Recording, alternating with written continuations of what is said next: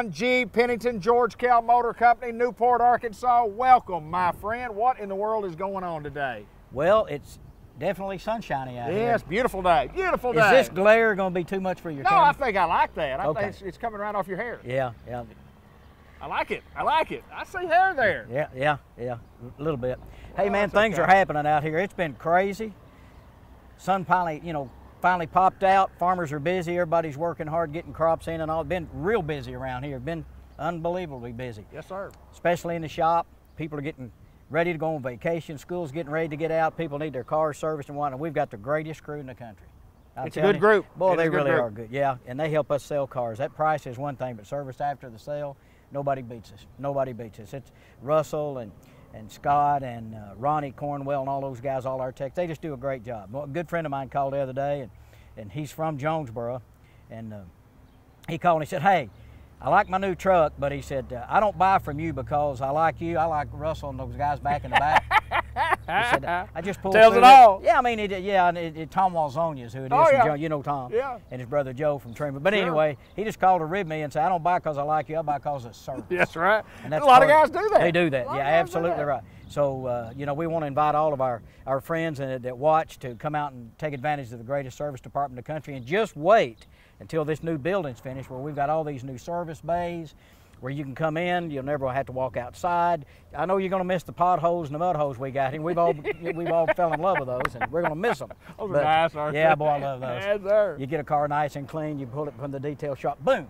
Well, it's hard for it to stay clean on the lot. It Very is. hard. Very It's hard. But it's going to be nice. Customers are going to enjoy it. It'll be probably around Christmas or so. But we want to invite everybody to come out and take a look. We got some great rebates on new. Yeah. I'm going to show a few cars here in a minute. These are, we call them DRAC units. They're courtesy cars. Right. Customers come in, need to leave their car for a while. We put them in a vehicle so that they don't have to sit here and deal with people like me, so they can take off and drive one of the vehicles, and we keep them in DRAC 90 days, minimum of 90 days, or until they get 3,000 miles, at least 3,000. Okay. Then you get extra savings, and you're still considered new. It's never been titled. It's a new car. It's just got a few miles, and we take care of the miles on the warranty for you. So it's just a good way to buy a car and save a lot of money. We're going to talk about some of those here in a minute, but rebates are good. Interest rates are still low, David, as you know. If anybody's got CDs out there, you might as well come buy a car with it, because you're not going to make anything on your money. So come out to see us. Well, we got a great staff.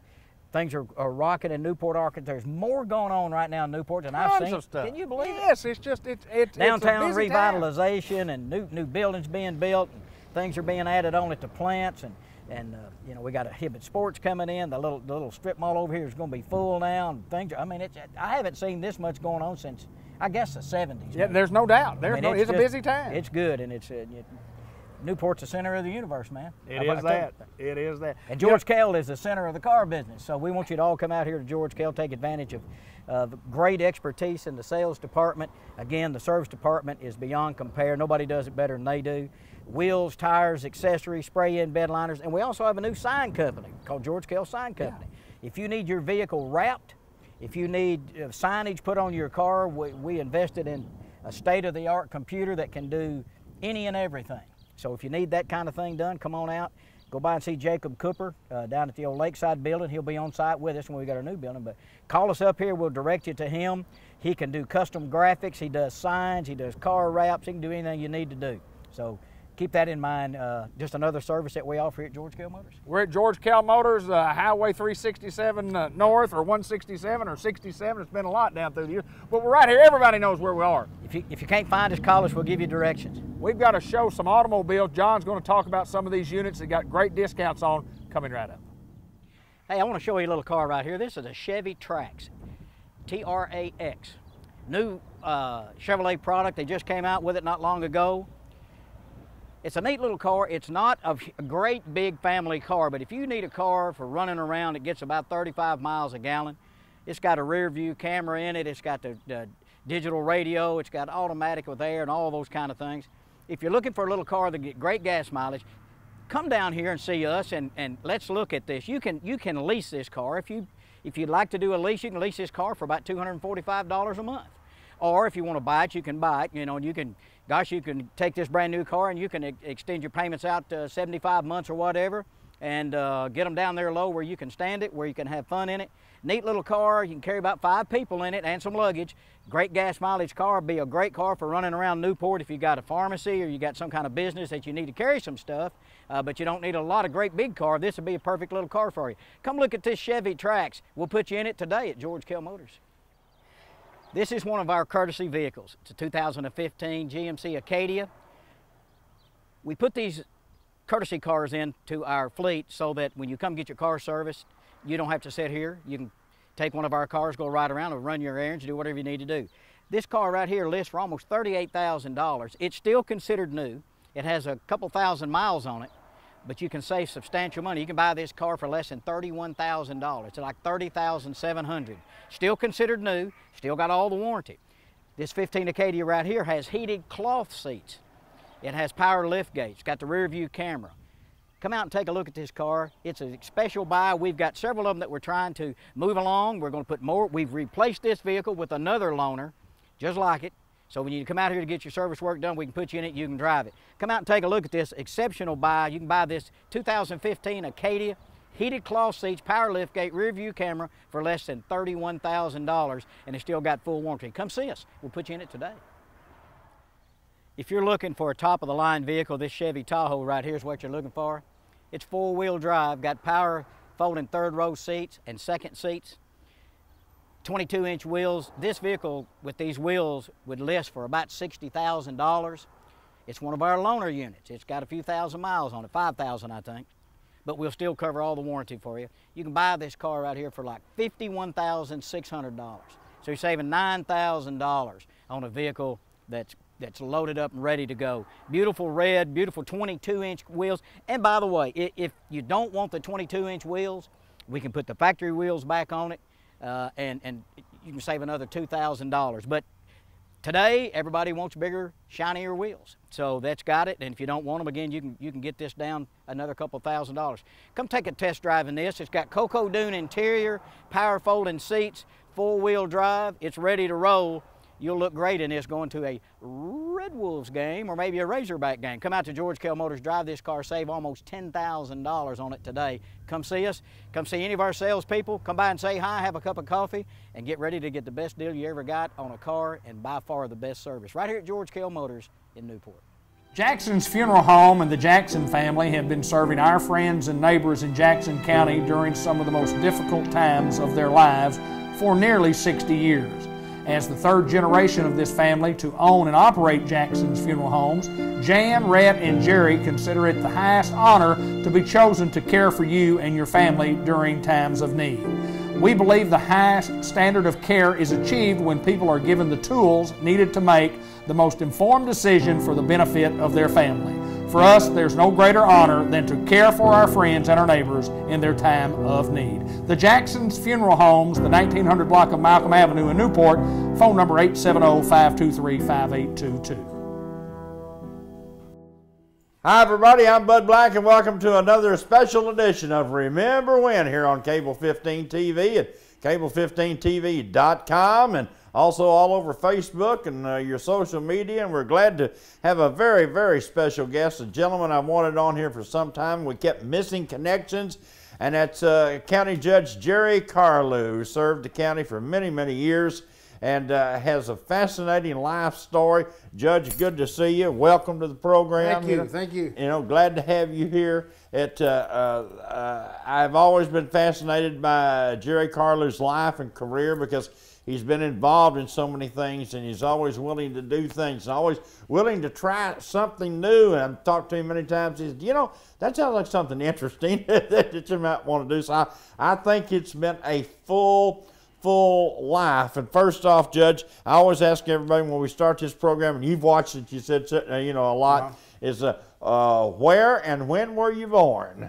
Born in Balch, Arkansas, 1934, July the 24th. And my birthday's pretty close. We're both Leos. I'm the 26th of July. So we were raised in Balch and attended public school in Newport. Betty and I married in 1953. That was the best move I ever made. I'll agree with that. It certainly was. Betty Miller from Algoa. And we moved to St. Louis and worked 2 or 3 years. And I got a chance to come back and buy the old Balch grocery store. we did that, and we're very successful, and stayed there. I had the store for 35 years, and she was a postmaster for 40 years. So we had, and we raised 3 children in the store. We educated them all. They all went to Newport High School. They all graduated from Harding University. So, and so we got 3 good kids. She done a good job. Yeah. Yeah, she done a good job. While you were being Jerry Carlew, she was taking care of the family. Never will forget one time, Bud. We had a Bible study, and it was Ephesians chapter 5, and where the wife supposed to be subject to the husband. And somebody asked, we had that in Bible class, so somebody asked Betty the next day, said, "Are you subject to Jerry?" And she said, "Well, I guess I am." She said, "I'm running this store and he's duck hunting this store." Yeah. So but that's the kind of person she is. Well, I'm glad that you picked her, or she picked you, because a lot of people, like me, a lot of people couldn't put up with the 2 of us. I know. So anyway, Balch, Arkansas. I hear you, Miss Betty. Little old Balch, Arkansas.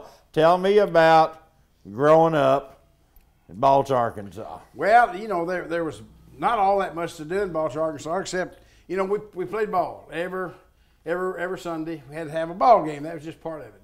When I came back to run the store in 1955, I got up a ball team right away. We began to play ball. I was the manager of the ball team. Now you're talking about just semi-pro ball. Yeah, semi-pro ball. We'd played that for several years and had a lot of fun. I had people from Balch. I had a few people like John Clark and Raymond Weimer, and some from other areas come in and help us, and we had a lot of fun with that. We would tell you what we'd do. The routine we had was, I wouldn't do that now. I couldn't, I guess, but every Sunday morning we'd get up early and work on that ball diamond, and then we'd stop and go to church, meet me and some more fellows. Then we'd come back after church and work on it some more. Then we'd go down to the store and get Cokes. They were in bottles then. Get Cokes and ice them down, because that's the only way we had to make any money. Nickel Cokes. Nickel Cokes. And we'd get the women to sell the Cokes, and we'd talk somebody into notion of umpiring the game. Of course, we'd fuss, for first close call, we'd fuss at him. But anyway, umpiring was a tough job in that league. After the game, then we had to stop and pick up all the Coke bottles, because, they were deposited. You had to pick up all the Coke bottles, count the money, and it was late that afternoon we got through. But anyway, we had fun, but we worked hard. I remember, speaking of Cokes, I remember Cokes were nickel, those glass bottles in the machines. And I remember when I was a kid, what a brouhaha was raised when they raised the price to 6 cents. Instead of putting a nickel in, you had to put a nickel and a penny in the slot. Do you remember that? And then crank it, to get the Coke. Now, you had a store probably where you just went over and opened up the case. Yeah. Had to tell you one story I thought was pretty funny. This one little boy, Dr. Pepper came out with a drink called Pomac. It looked kind of like light beer. Bottled beer, soft drink. Yeah. Well, one of these little boys came to the store, and he started to get him one of those. And the other little boy about that tall, he said, "Hey, don't get that." He said, "I've drank 3 of them and hadn't felt a thing." He said, "That's not even good." They were just little bitty boys. Oh gosh, the country stores, were just here in town. Actually in Diaz, we'd stop in out at Blunt Hans, get a bologna sandwich, and a Butterfinger and a soda pop, Sure. I'm amazed that, I miss those days when you could walk in the country store and they slice you a sandwich, I guess that's a pretty good part of business. Sandwiches, we made some money, really. We had a good business. We worked hard. And, nothing wrong with making money. Nothing wrong with making money. I never will forget when we moved to Newport, we blacktopped our driveway. And somebody said, Dale Bond did that for us. And somebody said, "Well, boy, the county must pay you pretty good." And I said, "Well, no. The money I got to pay for this driveway, I made it at Balch, Arkansas, selling bologna." Yeah. Didn't get it from the county. That's my bologna fund. My bologna fund. Well, that happens, and it's great that you guys were successful. Tell me about how you met Betty. Gosh, I don't know. Come on now. They would have a store. They would have a show at Amigan, and once 2 or 3 times a week. And so I wouldn't have any automobile, but we'd catch a ride to Amigan and go to the show. And then, of course, Betty would go to the show, and so that's how we got acquainted. And then So you're talking early 50s? early 50s, yeah. Okay. And you've been married 60 plus years? About 62 years almost. All right. I thought I'd been there a while at 45. Well, and you've already turned 80, right? yeah, I'll be 81 this In July. Okay. All right. So you're perking right along, and I know feeling great right now. Well, I had a heart attack about a year ago, and it slowed me down. But I'm doing pretty good, I think. Okay. Well, it didn't slow you down too much, I can tell. Maybe they told you to slow down a little bit. Yeah. That's how you have slowed down. But I'm still pretty active. I still do everything I can. Just there's several things I want to talk about with as a kid. Off the top of your head, who were some of your friends? What did you do as a kid in Balch, Arkansas? Well, we had John Overstreet. His father had the grocery store, and they had a car, and John was pretty popular. He was a bit, John was about 6'7" back then. He was a big tall man. boy. And then we ran around with Billy Balch, and I had a fellow named Thomas from Ross. We kind of ran together, and we'd ride in John's car because he's the only one that had a car, Finally, Mr. Balch got a car, and Billy would drive some, but that's the main group that I ran with. We all went to school together, graduated together, and so that was the main group they're about all gone except I think Thomas Ross is the only one left, and me. Well, you've had the good fortune to live to be almost 81 years old, sure, so that's a blessing. Hey, when you mentioned ball, and you talk a lot about ball, what position did you play? Catcher. Oh, I was a catcher. The tools of ignorance. Tools of ignorance. I was given up to have the best throw to second base on the second hop of anybody in the county. On the second hop. I couldn't throw it down there. I'd have to hop it down there. But I always thought I could manage the game pretty well. I think that was real important. It's real important, to manage the game, to know how to pitch people, to know how to win. I always felt like I could do that. I see in a lot of coaching today, from this level all the way up, that the old rules of the game aren't important. They don't follow them, and it drives me crazy to see a guy swing at a 2-0 pitch when the pitcher has just walked two guys in front of him. And you need to be taking a pitch. Used to be a boy. Make the guy throw a strike. Leo Ryan, he still lives out in Pennington. He used to play for it. Leo couldn't throw very hard, but he could throw it within a half inch of wherever he wanted to. And we get people out because he'd throw two balls inside and they'd foul them off, just knock the cover off of them. And then we'd start going outside and we go a little further and a little further. The first thing you know, they get to where they couldn't reach it and they'd strike out or hit a weak ground ball. And we get people out, and he didn't have much stuff, but he had good control, and that's real important. All right, we're talking with former County Judge Jerry Carlew. We'll talk about public service and some politics, and we'll talk about his love of the St. Louis Cardinals. And I can say, I didn't realize that. I learned something. I didn't know he had gone to St. Louis. Gives him some exposure to the Cardinals up there. We'll talk about that right after this timeout. You're watching Remember When here on Cable 15 TV. Jackson's Funeral Home and the Jackson family have been serving our friends and neighbors in Jackson County during some of the most difficult times of their lives for nearly 60 years. As the third generation of this family to own and operate Jackson's Funeral Homes, Jan, Rhett, and Jerry consider it the highest honor to be chosen to care for you and your family during times of need. We believe the highest standard of care is achieved when people are given the tools needed to make the most informed decision for the benefit of their family. For us, there's no greater honor than to care for our friends and our neighbors in their time of need. The Jackson's Funeral Homes, the 1900 block of Malcolm Avenue in Newport, phone number 870-523-5822. You mentioned school and going to school, when you were in Balch and come to Newport. After high school graduation, what did you do? Well, pretty well worked around here some, then went to St. Louis and worked until I came back home. Okay, and in St. Louis, what were you doing? Well, we were working in factories, Okay, all right. Things. Just, you went for a job, have something, some money. I had the honor of going to the old Sportsman's Park down on Jefferson Avenue, and I've been there, sir. And then I've been to all the parks, everyone since I built. So that was fun. We enjoyed sitting out in the pavilion. in right field, the old pavilion roof, and listen to Harry Carey holler, "How about one on the roof?" Yep, You know? yep. So you were there, what, early 50s? Mm-hmm. Early 50s. Okay. 51, 50, 52, 53, along in there. Okay, and so you immediately, I think, became a Cardinal fan. Mm-hmm. Oh, yeah. And have been all your Yeah, life. yeah, Cardinal fan. What do you remember about the Cardinals best? What do you like? Who's your favorite Cardinal? That's a good question. Well, I don't know. I guess maybe that's hard, boy. Yeah. I don't know. Maybe Stan Musial. Yeah. I always liked Stan. I tell you a story about Stan. Farm Bureau got up a trip one time, and they were going to go to St. Louis, and the man said, "We're going to stop at Stan and Biggie's and eat supper or eat dinner, whatever we call it." Nice restaurant. And he said, "Maybe we can see old Stan Musial." Well, some of those younger farmers, they said, "Who is Stan Musial?" I said, "Oh my gosh." Yeah. I thought everybody knew Stan Musial. Yeah, they must not have been baseball fans, you know. No. Those days were so special, and I was a little too young in the early 50s, but in the late 50s, I started getting involved as a kid, you know, in the Cardinals and following them.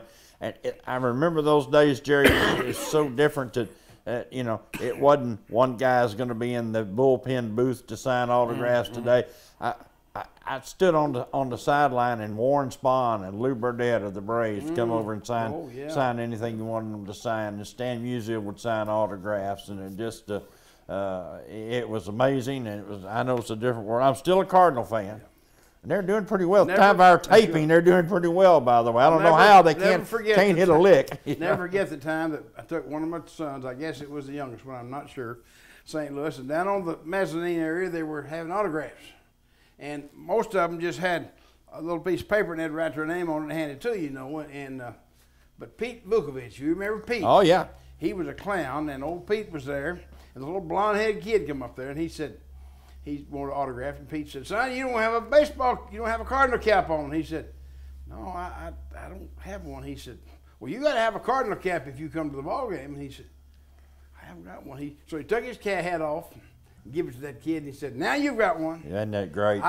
From that day on, I was a Pete Vukovich fan. No matter where he went. Because he enjoyed the game. The rest of those guys signing autographs were doing it because they just had to. As a kid, 1963, 13-year-old kid, real quick, I'll interject. Went over to the Chase Chiska Plaza Hotel. The Los Angeles Dodgers, who became the world champions, were there at the hotel. And I asked the clerk, I said, "You think they'd sign some autographs?" And he said, "Well, I don't know. I got a postcard from the Chase, just a postcard. It's all I could grab, and I had a pen. And here come the Dodgers, 2x2, 3x3, out of the elevators. Here come Drysdale and Koufax. Wow. I just asked them, "Would you please?" Well, sure. I'll be there. I got, like, out of 25 guys on the team, we got 20 signatures, and we've still got that postcard. And I mean, from Jim Gilliam, Maury Wills, Walter Alston, Koufax, Drysdale. Now, how in the world would that happen today? It wouldn't happen. We were at the ball game, never will forget one day, me and one of my sons, I guess it was Jerry, oldest one, I guess. We were at the ball game, we were out in the bleachers, and he was shagging balls and trying to catch one, and he leaned over the railing and dropped his glove over in the ball field. And Julian Javier was the second baseman for the Cardinals at that time, and I said, "Julian, we need some help here." I said, "Glove." He ran over there and got the glove, and he said, "Throw me a pen." We threw him a pen. He signed that and piece back up there. You know, that just don't happen anymore. Yeah. That just I remember the Cardinals '64 All-Star infield of Boyer and Grote and Javier and White, and you know, and McCarver. And just, oh my goodness. Well, you love the Cardinals as much as I do, and you know, it's fun to still be a Cardinal fan at this age and all these years. And speaking of Cardinals, and my line of work, broadcasting, and always being a Cardinal fan, I know that I have heard through the grapevine that's one of the things you thought you wanted to try as a younger person. I did want to try that a time or two, but I don't know whether I would have been good at it or not. You don't know until you try. Don't know, but I. What else? What else do you want to be? What did you want to do? Well, I'm gonna tell you some of the things I did. Okay. One of the things I did, I'm real proud of. In I believe it was 1976, I ran for the school board and got elected, and I served on there with Billy Ruddle, Dr. John Wright, David Owen Burton, John Miner, Dorsey Wilmans, James Spencer, and myself. You've named a couple of folks that have been guests on this Some of the program things already. that we did, I thought was great. One of the best things we did, I really believe this, is we persuaded Billy Keaty to come back to Newport. Good move. We were I'm gonna take a little credit. We were responsible for helping that get started. We built a new basketball complex there. Never will forget, James Spencer was really a financial brain. And James told Mr. Mullins, and Mr. Mullins was a good superintendent, good money man. He said, Mr. Mullins, what we need to do is to sell bonds. And then he said, I've got a motive, a good motive. So anyway, he said, we'll sell those bonds, and then he said, we'll put the money in the bank. And back then, money was about 15% interest. You know, we'll put money in the bank, and we'll pay the first payment of that building out of those first year bonds, because they won't have enough the building built to need much money. So the first payment, we had 11 payments. The first payment was just free because it's just James management. Smart management. Yeah. And then Mr. Mullins had some money in the school that we weren't using, and the interest rates were high, and James got a deal up to where he would let the banks bid on the money, and then got interest. And so that helped us pay, to do some things that we needed to do. So that's the first step in politics, getting on That's the school first board. step. Yes, first step in politics. Okay. And Really had a good. I enjoyed that. As far as I know, never missed a meeting. I don't think. Don't think I ever missed a board meeting. That's pretty dedicated. No. I thought it was. I thought it was dedicated. I believe you were, sir. I did the best I could. So that step of public service, when did you get interested in taking it to another level? Well, I became encouraged there. I lost my first race in 1980. I lost my school board race by Ann Ashley by 5 votes. But anyway, 1980, I decided to run for county judge against Bobby Miller's wife, and of course I lost. It was a close race. And then in I believe it was 1989, Mr. Miller his health had got bad, and I wanted to run again, and I called him and I said, Mr. Miller, I'm going to run for county judge.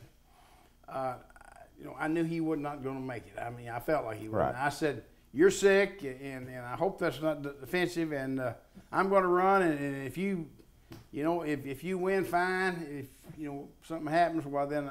But anyway, I won the race, right. And got to be the county judge, and stayed in there for 16 years. And I think that's the longest anybody ever has in Jackson County. 16 years. Have to be a lot of highlights in that 16 years. Oh yeah, a lot of things. There's a lot of highlights. A lot of things that we got done. Yes, a lot of things we got done. Things that you wouldn't think possibly.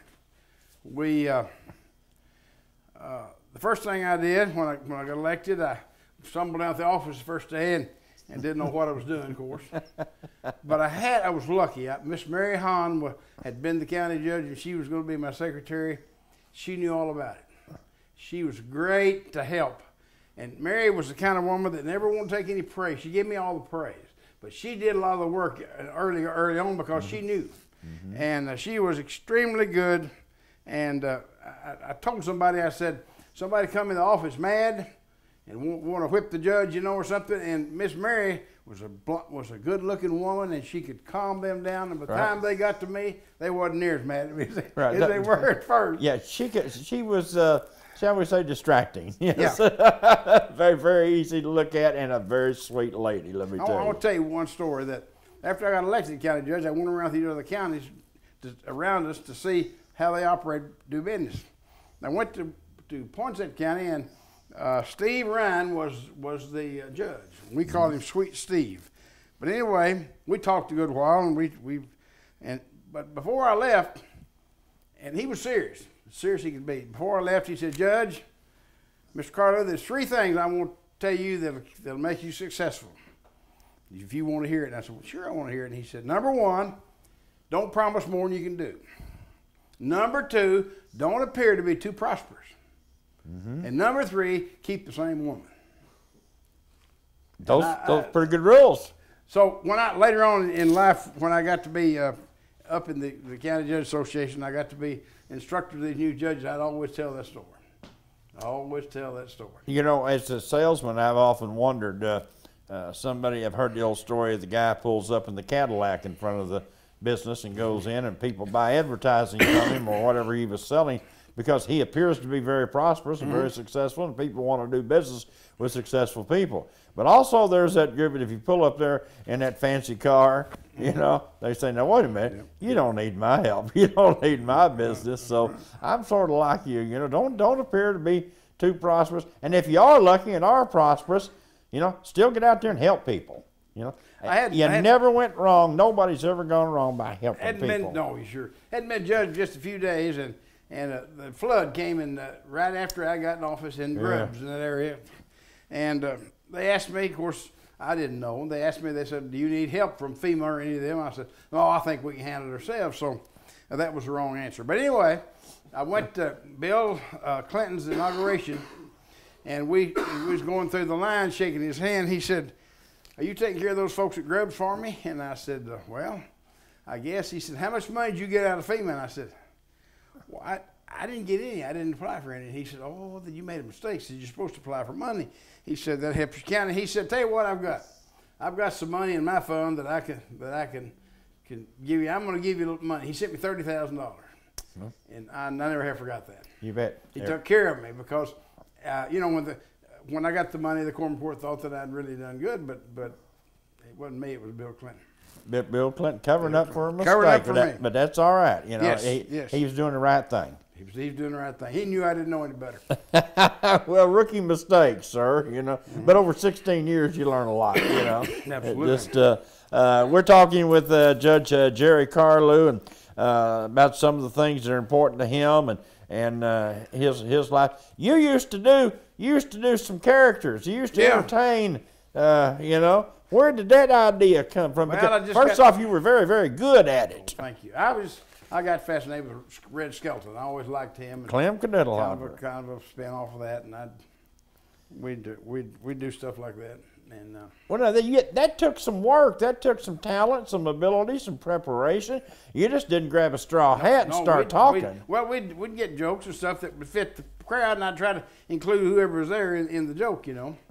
Never will forget one time we did that at a county judge meeting, and David Morris, who is the mayor of Searcy now, he said, when y'all got out there, he said, I knew your wife because I recognized her. He said, I wonder who is that ignorant guy with her? He said, and he said, directly you told us who you were, and he said, we didn't. You were acting a fool, of course. So was this just an idea that hit you? You said, look, I can entertain some people. Yeah, I guess just an idea, yeah. And just happened to be a Red Skelton fan, and so you said, I'll just try to do some of those characters. Yeah, I get jokes and stuff that fit the crowd, you know. Now there's a guy in Branson that's got his own Red Skelton show, and had it for years, and it's quite successful. So. My daughter has been she's been telling me that she's going to take me up there and see that guy, but I haven't been yet. So. I have seen his show. He's pretty good. He's not quite as good as you. No. but no, I'm telling you, you know, it's a good show. But your characters, and you say you don't do that much anymore. Not much more. I don't have any. Nobody asked me to. I guess the reason I don't do it. But you know, things have changed. Well, those of us that have seen it, let me tell you what, folks. The judge's impersonation, the characterization of some of the Red Skelton characters is absolutely spot on and hilarious. Now, you young kids out there don't know who Red Skelton is, and we understand that, but he was one of the top comedians and top television comedians of the 50s and 60s. Lovable guy, and to see those characters brought to life on the local level was just fascinating and an absolute lot of fun, and I enjoyed seeing that a couple of times. So we had some benefit. We had some fundraisers for the chamber or different people, and we enjoyed doing that, and help the county out, help the town out too. So, but I always enjoyed doing that. What? Tell me what was fun about being county judge, and what was a good part, and what you enjoyed. You know, the thing I enjoyed was getting things done. And you know, when I took office, that we didn't have any. It was broke. Didn't have any money, no equipment. The first day I went out to the shop. I said, I asked the road foreman, which was Charles Honey, and I don't think Charles was too hot on me at first because I don't even think he voted for me. But it didn't make any difference. But Charles didn't know, what kind of person I was going to be. We're the best of friends now. But I went out there and I said, what kind of a deal we're going to have? And Charles, he said, let me tell you what I want to do. I want to be the road foreman, the boss. I want to tell these men what they're going to do, and you tell me what you want. You come to me and don't go to the men because they don't need two bosses. And that worked out really good. And me and Charles got along real good. He said, Judge, we don't have any equipment, the first thing. So first thing we did, as soon as we got some money, and of course I realized, I learned right away you had to work with the county treasurer and the county clerk to keep your money going. You couldn't spend more than you took in.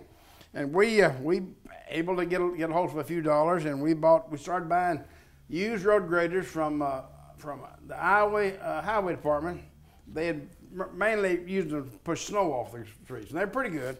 And we did that till we had, I think, 8 or 9 graders. We did that till we got them all replaced. And then as they played out too. But as the time went on, we tried to buy a new grader every year, one new grader, and we got our equipment in pretty good shape. Then we bought some other equipment, and got something to work with. The morale was horrible when I first went in office because they couldn't work. They had to stop and work on something all the time. When we got some equipment they could work, the morale picked up immediately. Things began to get better, and the road got better because we had something to work with. And that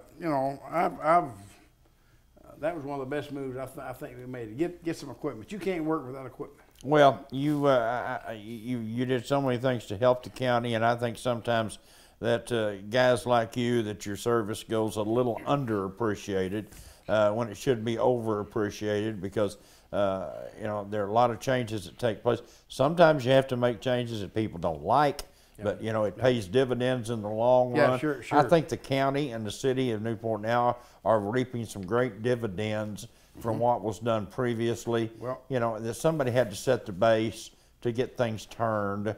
And I know in 16 years there that you were one of those people that helped turn things around, and we're going to talk in a little bit about new growth and things going on. A couple of things I want to mention before we go any further. A couple of things we did that nobody probably knows about much that was really beneficial to the county. Harold Rutledge helped me, and we had a prison labor the sheriff had given me, and we rewired the courthouse. That thing it was 100, I guess the wiring was 100 years old. It was dangerous. Yeah. Just ready, waiting for a fire. Big fire. We rewired the courthouse, and then we had a problem with no place to keep safe records, and so we turned part of the courthouse into a vault where we could put our safe records where they'd be safe. We wouldn't have to go all over town. Some counties that have their records over here in this part of town, you got to go over and get them. But our records were right there, and I was always proud of at least those two things. And one more thing, and then I'll hush up. But Bobby Miller had began the program to get rid of all the wooden bridges in Jackson County. And when I left office, we had one wooden bridge, and we already had it. We already had it in the works to get rid of it. So we got rid of all the wooden bridges in Jackson County. I was so proud of that. The last one was what, at Estico? Estico, yeah. yeah. Okay. Yeah. I've been across that old wooden one many, many times out there duck hunting. And we saved our landfill. Some people, there was a time when you could give your landfill back to the state and quit, or you could keep it. You had to make a decision. Me and Sam, I remember Sam Malone and I went to Little Rock, and we talked to 2 different groups. One group said, "You cannot afford to keep that landfill. You got to get rid of it. You got a chance to get rid of it right now, and the state will take it over and close it out." Another group said, "You got something worthwhile. You can't afford to give that landfill up." So we came back home still confused. We kept the landfill. That was a good move. Okay. We would right now, if we didn't have that landfill, people would have to drive to West Memphis, Ash Flat, Little Rock, or Helena to get rid of the garbage, because that'd be the only place it's closed. Jonesboro wouldn't take us. Right. Paragould didn't want us. So we just said we're going. And I robbed Peter and paid Paul to make that work. Boy, I had some tough things in their landfill to make it work, but we made it work. As you say, land a base for something that pays dividends. Now, we're visiting with former Jackson County Judge Jerry Carlew on Remember When. We'll take a short break. We'll be right back.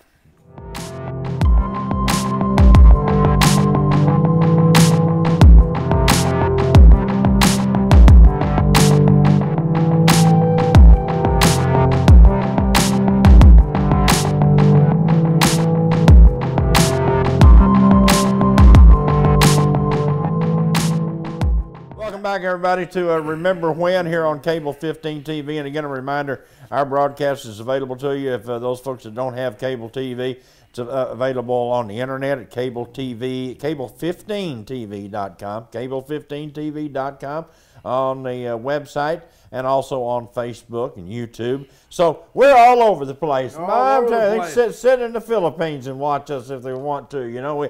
We get a lot of old Greyhounds and old Newport residents who let us know, say, hey, I watched you on your website the other night. I watched all your shows. So we appreciate that, and it gives us a worldwide presence. And it's mainly to folks who used to live here and old Newportians who've gone to other places that, you know, can stay in touch and say, we've had people say, boy, John Clark, so you had John on. John talk about anything at any time, anywhere. John is a dandy. A couple other things you wanted to mention, you said there. 1972, I want to mention that just briefly. It's another story, but 1972, our Legion ball team was not all that good, and we got beat out pretty quick, and some of the kids wanted to play some more. And they got them up a semi-pro team, and so we played around here a while and played in Little Rock, Conway, and different places. And so we got invited to the state tournament. We went down there and we won that state tournament. Then we got invited to the Nationals in Wichita, Kansas, and we didn't have any money, didn't have anything.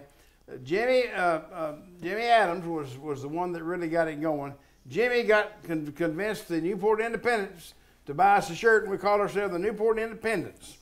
And the community gave us a little bit of money, and we went to Wichita and played ball. We lost the first game, and then we won the second game against Ole Miss. Then we played the champions the second round. We played Fairbanks, Alaska, and we had them beat until the 7th inning. And that's another story, but that was a big thrill for me to take those kids. A few of the people that went was like Ricky Buford, Mac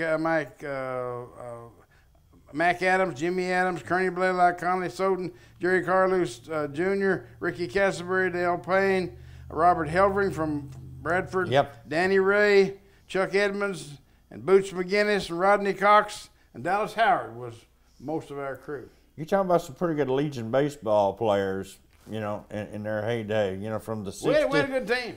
But boy, Newport used to play some great American Legion baseball, you know, and it just down through the years, it has been a source of pride, and a lot of good people involved in that program. Oh, it was something. We had a good time. That was the highlight of my baseball career, I guess. You got, I bet you never had a bad argument with an umpire, did you? Not much, no. Yeah, I like that, not much. Not about 4 or 5 times. Like I told you earlier, we'd get out here and bag these old boys to umpire. The first time it was a close call, we'd fuss at them, you know. Yeah, so the money's not good enough. We look around and we can see some growth in Newport, Arkansas. And that's got to be encouraging with new businesses, and I think the sales tax rolls show that the money continues to be pretty solid, and got to have money to allow you to do things. Yes, you sure have.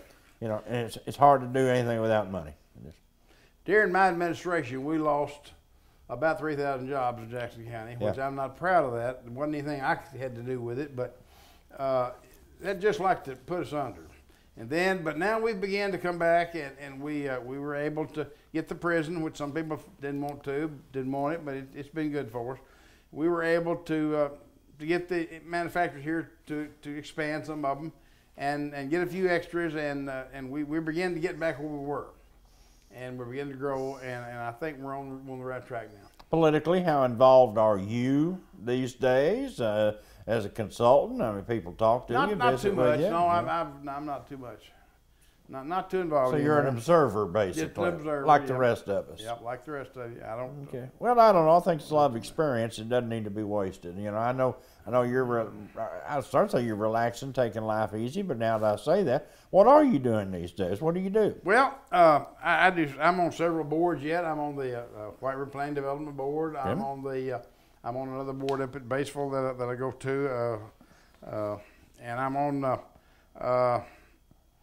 I do several things. One of the things I'm real proud of, I've been teaching Bible class at the Recovery Center for about 5-6 years. I don't know how many years, but I go every Tuesday morning and teach Bible class. And it helps me because I have to study, and then I hope it helps them.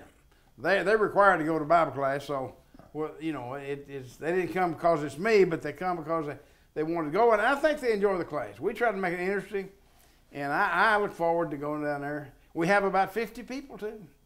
50 people. That's great. That we teach every week. And then, you know, I'm interested in the Boss Johnson Cemetery and several other things that I do.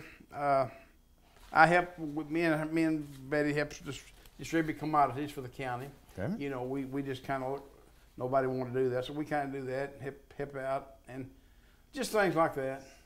I'm just volunteer work, you know, that you don't get paid for, but that's okay. That's okay because you've stayed out of that rocking chair. I mean, you know, right. Just everywhere I go to some county meeting or some get together or some function, I see you guys there, and I think it's fabulous that you are able to do that in the first place, and that you're still going strong. And we still try to be active. I started to say, Betty, I wanted to mention that. I was in the postal business for 40 years at Balch, and then she got a promotion. Got to go to the big city of Beataville. Yeah. Right, moved up.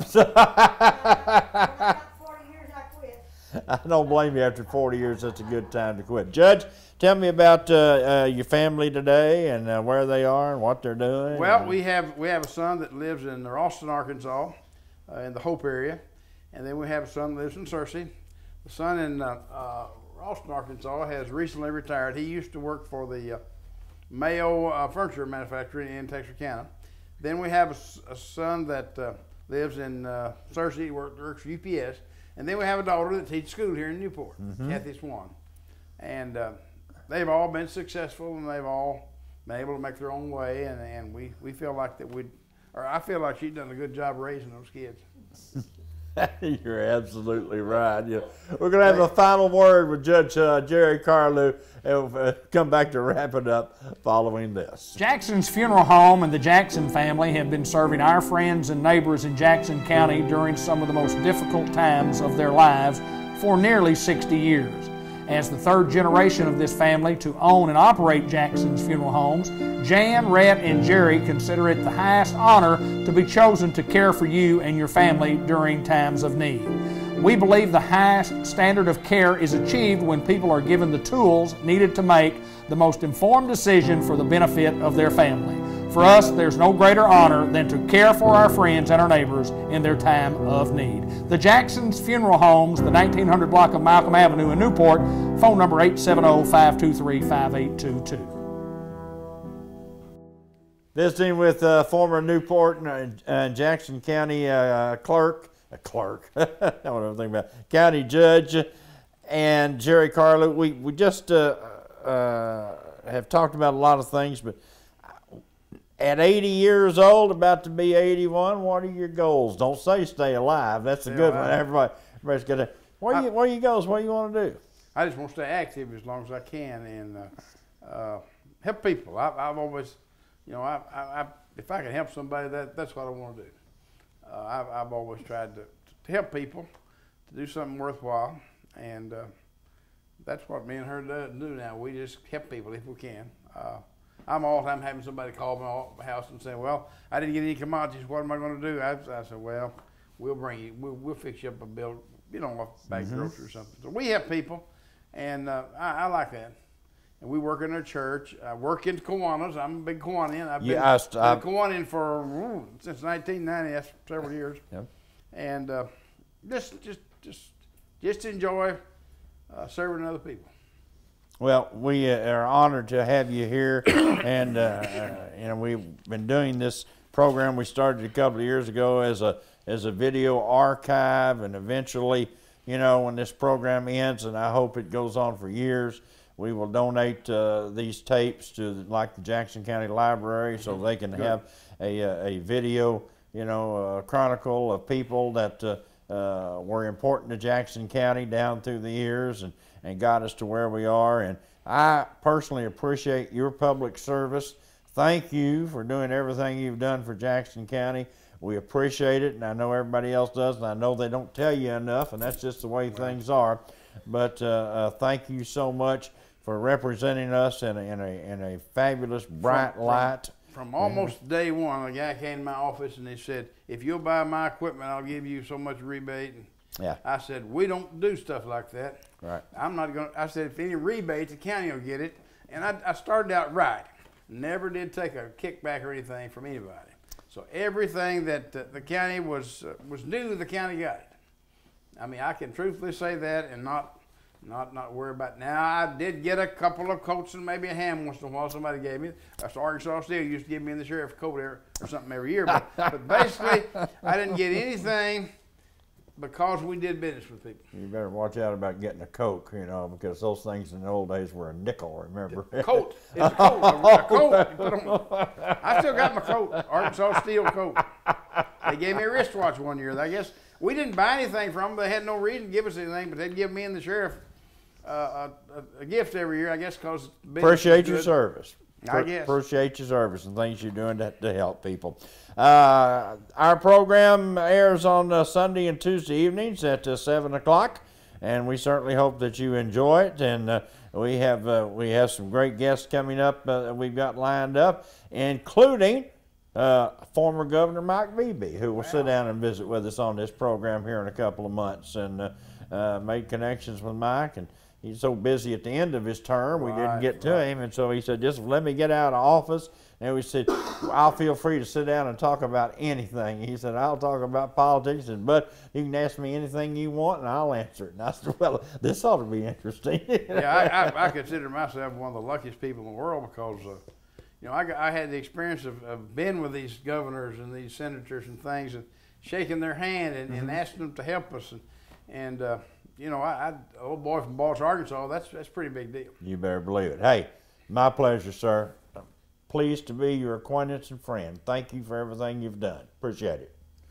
Judge Jerry Carlew here on our program on Remember When. I'm Bud Black. Thanks for watching.